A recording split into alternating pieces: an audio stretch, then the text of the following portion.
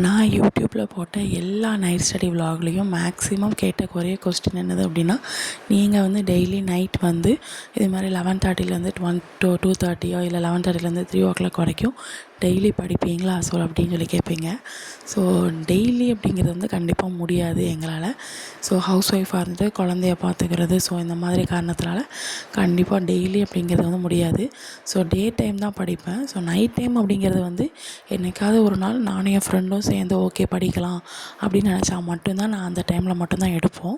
So மற்ற டைமில் டெய்லியும் படித்தோன்னு வச்சுக்கோங்க, அந்த டைமில் நம்ம தூக்கங்கிறது ரொம்ப இம்பார்ட்டன்ட். அந்த தூக்கத்தை கண்ட்ரோல் பண்ணிட்டு நான் படித்தேன்னா, நான் வந்து இப்போ பகலில் வந்து ஒரு 2 மணி நேரம் படித்தா கூட நைட்டு வந்து நான் 6 மணி நேரம் 7 மணி நேரம் படித்தா கூட எந்த ஒரு பிரயோஜனமும் இருக்காது. ஏன்னா நான் தூக்கத்தை கண்ட்ரோல் பண்ணிவிட்டு படிச்சிட்ருக்கேன். ஸோ அதனால் உங்களுக்கு எந்த டைம் வந்து ஃப்ரெஷ்ஷாக நீங்கள் இருக்கிறீங்களோ அந்த டைமை நீங்கள் சூஸ் பண்ணிக்கோங்க. நைட் டைம் வந்து மற்றவங்க படிக்கிறாங்க அப்படின்ட்டு நீங்கள் படிக்க வேண்டாம்.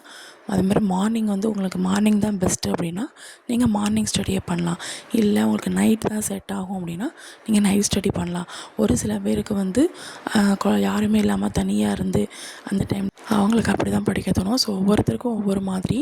ஸோ உங்களோட டைம் என்னன்னு சொல்லி நீங்கள் ஃபிக்ஸ் பண்ணி பார்த்துக்கோங்க.